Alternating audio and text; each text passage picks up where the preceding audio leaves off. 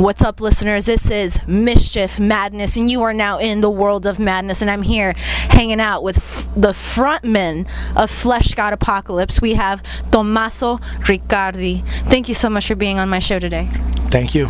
I appreciate it. Yes. So, for those of you who don't know who Fleshgod Apocalypse is, you guys really need to get into the program. You guys need to check out King, which is their fourth full-length album, and from this Italian technical death metal / symphonic metal band. And the album was released February 5th in 2016 through Nuclear Blast Records, and it was mixed and mastered at Fascination Street Studios in Sweden. Yes. So what made you decide to go to Sweden? Actually, this has been the very first time in which we had the chance to work abroad for mixing and mastering, and actually we also did some new experience in the recordings too. So we moved a little bit from what we usually did before. We've been working for a few years for the first 3 albums with Stefano Morabito at 16 Cellar Studios in Rome, and we kept working with him on the pre-production this time, and we just wanted to also try something different, because it's very important also to have an idea of how it could be to work with different people and maybe also change a little bit of the sound. So we decided to do this experience, and so that meant that we actually recorded in another studio, in Kick Studios in Rome, with Marco Mastrobuono, and it's been a very, very good start. And for the mixing and mastering, we decided Sweden just because we've been checking different producers and obviously also on our personal tastes, and we had the chance to invest a little bit of more money for this album into the production itself, and simply for what Jens Bogren has been doing during these last years, we really like a lot of the stuff that he produced, and we thought he could be the right guy for us, and it turned out to be the perfect guy for us. So that's been really important, because this is the album in which we have been really putting a lot of attention into finding the right balance between all the elements in our music that are so many, and it's been so hard to put up this sound, but also thanks to the production, I think this time we really consider ourselves really satisfied of the result. Awesome. So for those fans who are just tuning in, Fleshgod Apocalypse is known for their symphonic metal and their theatrical performances on stage and within their videos. And it's truly captivating to the audience. They have been primarily a death metal act with a heavy influence of classical music, but King takes the symphonic and orchestral elements to the next level. And all the lyrics on King were written by Tommaso Riccardi and Paolo Rossi, and all the music was composed by Francesco Paoli and Francesco Farini. Yes. And so Farini, he's in charge of the orchestral effects, correct? Yeah. Yes. And does he have official schooling, or was it all self-taught? Do you know? Not completely self-taught, in a meaning that he has been obviously studying piano, classical piano, especially during the very first years. But for which regards the composition, arrangement, and all about the harmonic studies, he's been studying pretty much on his own as a self-taught musician, and that's amazing. I mean, it's I really think that studying music is something that has really to be related to what you want to do. So this means that sometimes there are musicians who are classically taught, or anyways they have been attending a school that can be extremely good because they're using in a good way their knowledge. But sometimes it also happens that there are musicians that have been studying for many years that don't know how to use that knowledge.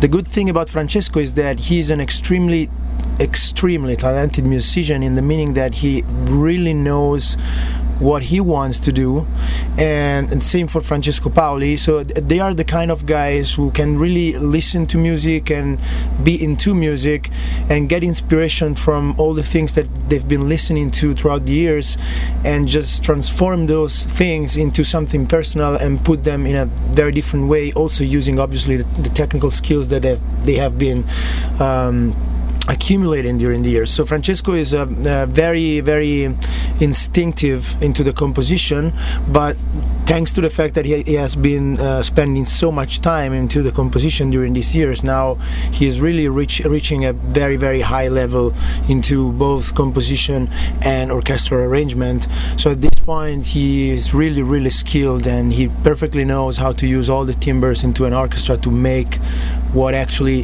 has to be the final sound of our albums. That's awesome. No, he's definitely a mastermind, and he also does gives lessons while you guys are on the road, right? Yeah. He gives lesson both for piano and theory, and also in terms of obviously also the use that he does, that is obviously massive into like Cubase and softwares for like digital composition. That is one part that is very important for us, because he works a lot on the realism of the sound of our music into the orchestral part, and also of course he gives lesson about also composition and arrangement in the orchestral sections.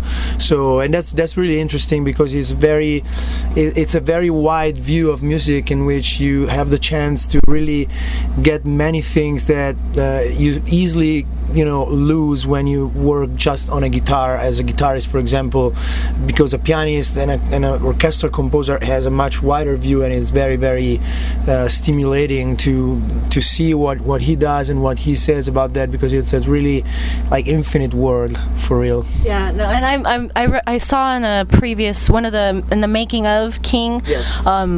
I know why you guys didn't use a real orchestral, because it's pricey. But one day we're all crossing our fingers. Like, do you have anybody in particular that you would love to work with and collaborate? I mean, the fact is, as you were saying, the good thing is that technology is helping a lot, because it's developing really fast, and Francesco is really good at using technology, because it's just not like taking the instruments and just writing the notes. It's really working a lot on the sound.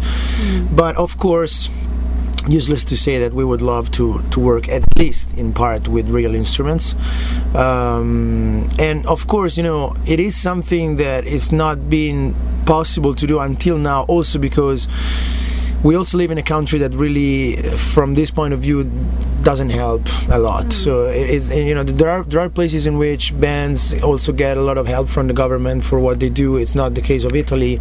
And obviously working with a real orchestra, especially for what we do, because a lot of our music would be really hard to be performed also by good orchestras, so that means that means a lot of practicing too. So it is something that we've not been able to do until now. But one good thing that I'm seeing is that especially because now I've been living for a couple of years with some classical trained musicians, I'm really discovering that we have many fans into Italian classical music, and I didn't know. So I'm starting to have some ideas of people that I could get together and be able actually to make them perform in one of our albums. I mean, already like my closest friends, I got like 4 friends that are all percussionists, and they are like all top notch in Italy, so that would be already having percussions there. So I'm just trying to build it up throughout time, because for sure it is between our main focus to be able to get to that as soon as possible, because that would make the difference, of course. Definitely. I mean, but regardless, I mean, you guys did such a great job, especially, I mean, with King, you have the actual album, then you also included the orchestral version, which was incredible. I loved it just as much as I loved it. Like, I mean, I could fall asleep to that. I could put that on in the morning and just take charge of my day. Like it's beautiful. I can play D&D to it. I don't know if you've ever played D&D. It's done, but you put music on in the background for inspiration, and I'll go on a quest. So So like I really loved the orchestral version as well.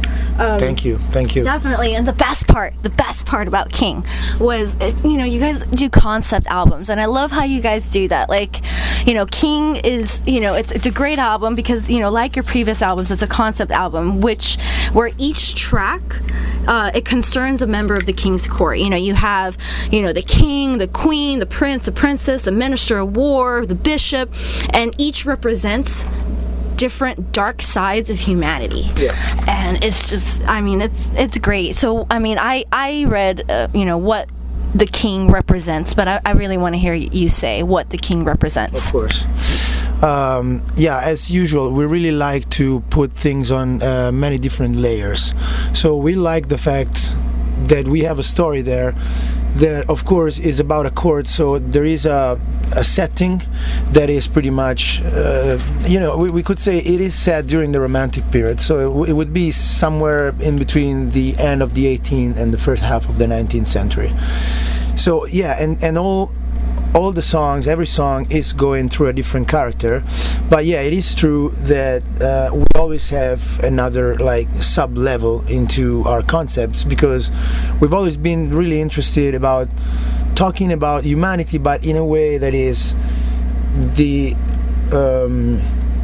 link existing between our inner world and the outside world, and how these two worlds that actually are just one together, they influence themselves, and how we can change reality, and reality can change our perception of reality itself. So in this case, we've been really inspired by the times we're living in, because I think like many others now, and like a lot of people who were born maybe in the last generation before the digital generation, so early 80s, we've really been able to see this change that maybe there are generations that already cannot catch anymore. And the change, of course, it's something cyclical. It's always been happening in history, but this is one moment in particular in which, in our opinion, what is happening is that we are really losing the perception of what is really important, what is the true, very simple and small but very big things that are important in life. And why are we so afraid of living those things, and why are we getting lost and sometimes getting also addicted to a lot of things that we actually don't need? So, and I always make this example, like you turn on the TV and you see reality shows, and it's crazy to realize that that's the most far thing from reality that I've ever seen. So it's something that really, in a way, it almost scares me, because it's like, how can this kid grow up now watching that stuff and thinking that is something real? So also the use of technology. Technology is a good thing because it can really be useful to connect people. For example, we know we're always on tour, so if it wouldn't be for a lot of the technology that is today, it would be much harder. But in the meantime, it happens so much that people really get addicted to that, and for no reason. It's typical, you seeing people, a bunch of people that could be talking to each other, everybody on his phone or whatever. They're disconnected almost, they're into everything, but they're disconnected, and there's so much saturation of people's thoughts and emotions. That's the point. And also the fact that this thing about having everything, and the idea of the fact that we always need more and more and more, is really bringing us to completely lose the idea of the fact that freedom, happiness, all those things are things that really depend on imperfection, on the fact that in life you are biologically forced to choose, and every time you choose, you are excluding something. This is what we are afraid now. Today's society is afraid of losing, is afraid of not having everything, so we can't accept ourselves and what we have, and just feel that, I don't know, it's a very difficult thing to express, but I sometimes I get it, I get stuck into a lot of fears, and then I realize, hey, wait a moment, I'm here, I'm doing this, I'm on the other side of the world, I got the chance to see everything. I just need to smile because I have already more than needed. While sometimes you really get lost into craving for more and more. So the king is someone who is really able to choose and able to take the responsibility for his choices and represent that part of ourselves that everybody has, that we can choose, and choose the fact that, okay, I want to live, I want to base my life on those simple and very few real things that are important in life, and I don't want to get lost into all those things that I don't need, while all the other characters are representing different ways in which our fears take over and we completely lose that perception. And if you, the video clip is a perfect example of that. For As Cold as Perfection? Yeah, because that's the song about the queen, and the queen is someone who is extremely afraid of getting older. What is the point there? It's a beautiful video. Oh my God, that was, the costuming, the script, the acting. For those fans who are just tuning into this interview, I'm here with Tomas from Fleshgod Apocalypse, and we're discussing King, their latest album, and you need to go check out their music video, Cold as Perfection, and he was just saying it was about the queen, and it was beautiful. Tell me more. Yeah, that's one of the, I think, really perfect example of what we were talking about this thing about how we are behaving in this particular historic moment. The queen is someone who is extremely afraid to get older, and that also means to, obviously, on a objective level, get uglier. Yeah. But that's the point. You don't become uglier, you grow up. You get older, and that means that you lose things, but you earn things. That's the circle of life. That's how it is. If you are able to accept that, and that also means renouncing something, because of course, while you're changing, you are losing some things. You know what I mean? But you really enjoy every moment, every different color into every different time of your life, then you're probably gonna be happy because you're able to live in the present. That is exactly what we are losing. The fact is, we are not able to live the present tense. That's the point. While she is so afraid that she just can't accept it, and she keeps trying to behave exactly as she was 20 years old when she's 30, and then 40, and then 50, and then 60, and of course, in the end, reality takes over. In the moment in which she realizes that there is nothing to do, that she cannot go back anymore, she cannot fake anymore, then that is the moment in which she decides to kill herself. But that's the tragedy. That's the point. And the king, of course, in this story is someone who is continuously trying to say, hey, stop, wait a moment, just try to take your responsibilities and live your life and enjoy what you have, because you're getting lost like this. And of course you can't stop her, because this is also sometimes a tragedy, that even if you are trying, it doesn't mean that you're gonna succeed. But that king is part of ourselves, so we can be the king instead of the queen in that case, or another character of the story. Definitely. Wow. No one can deny that King is an incredibly powerful album from beginning to end.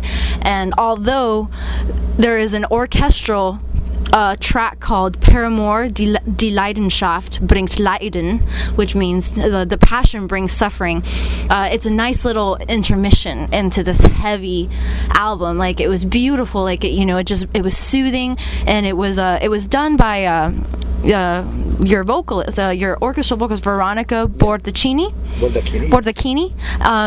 Does she also fluent in German? No, actually not. We had a very good coach in German. She is incredibly talented into pronunciation. She actually lives in Stockholm now, and she's also learning Swedish. And it's really incredible because she's really good at that, reproducing those sounds. So I think she did an amazing job also in the pronunciation.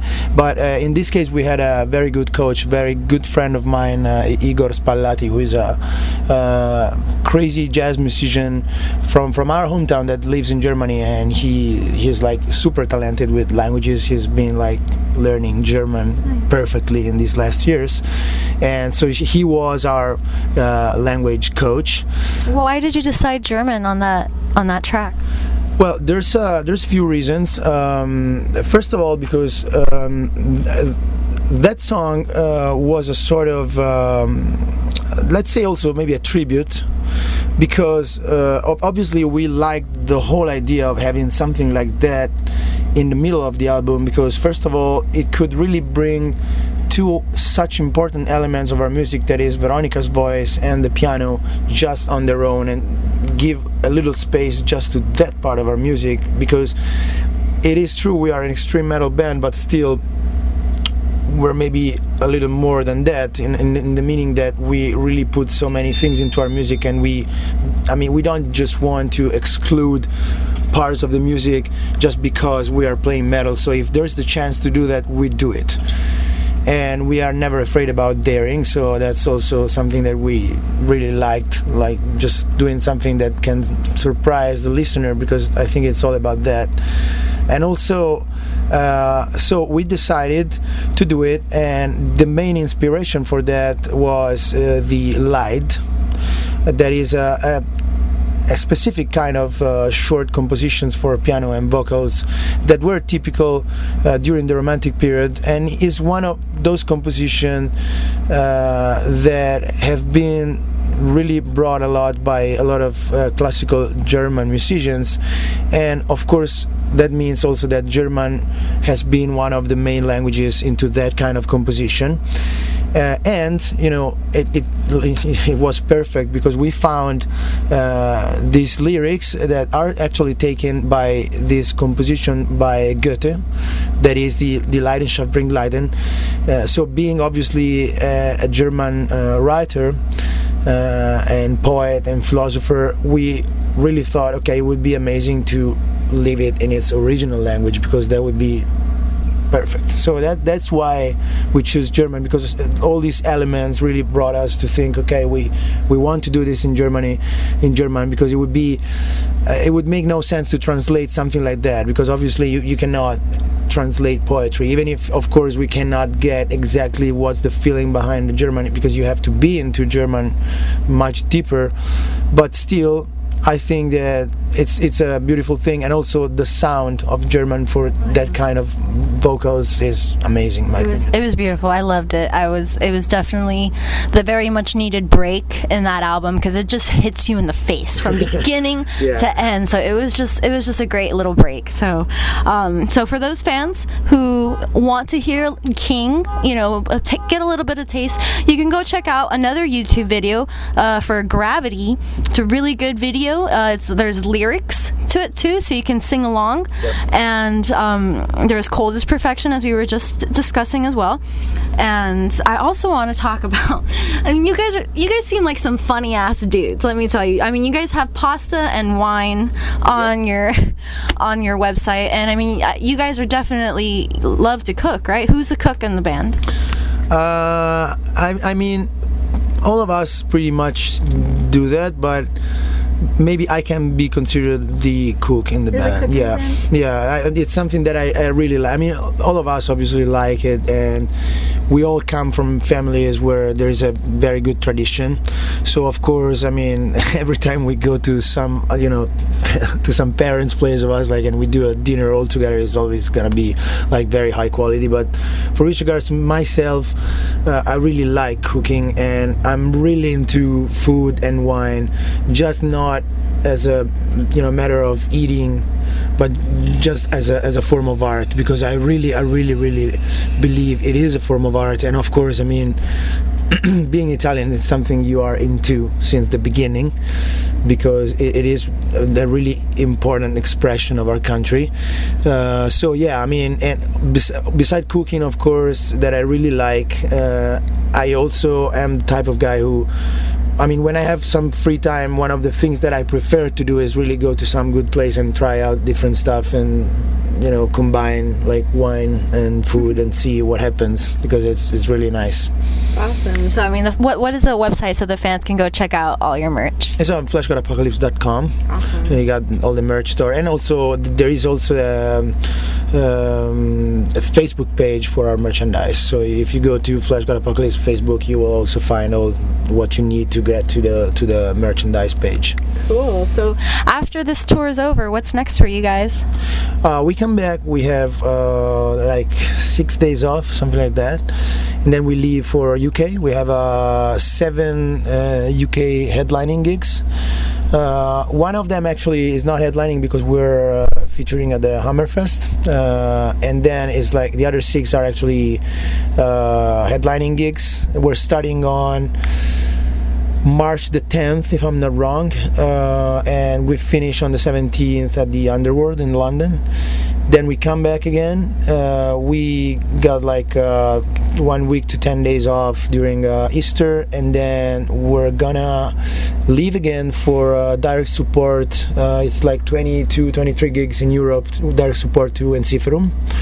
Oh wow, really? Yeah, and that looks really good already. I've been watching a lot of the clubs we're playing, and it really looks, you know, like a very good tour. Ah, nice. Too bad that's only in Europe. Yeah. Really nice. A good tour. Yeah. Awesome. And then we're planning other stuff for May, still not confirmed, so I don't want to say anything, but we're planning other stuff in May. And then from June, like let's say that the summer season is starting with the festivals. We're working on adding more, of course. We're already confirmed in the Hellfest, Grass Pop, Metal Days, Numi Rock. I mean, there's a lot of European festivals that we're doing, and then we'll see. I think it's gonna be 2 very busy years probably, because we need to go back to a lot of places. We need to go back to Japan, to China, to Australia, to Indonesia, India, South Africa. Wow. And we're hoping to do, we will, of course, we just have to find the right way to organize it, to go finally to South America, where we still never went, but we're planning, obviously. Well, we're very lucky that you guys stopped here in Phoenix today. I'm really stoked to have had this opportunity with you. I want to thank you for taking the time out of your day to chat with me. And is there anything else you would like to say? Yeah, I mean, I always take care about saying thank you to all the fans and people who are supporting us, because of course, I mean, this is music, this is an exchange. It's not just us giving something, but it's also the people giving us back. So thank you for supporting, because otherwise we wouldn't be here. And always expect the unexpected from Fleshgod Apocalypse. Hell yeah. So thank you so much, Thomas, vocalist of Fleshgod Apocalypse. Fans, pick up the latest Fleshgod Apocalypse's album. It's King. It is their most cohesive and dynamic album to date, and every instrument resonates with purpose and clarity. This symphonic aspect completes this album, and like its title, should be considered metal royalty. I want to thank you all for listening. This is Mischief Madness. Keep on rocking.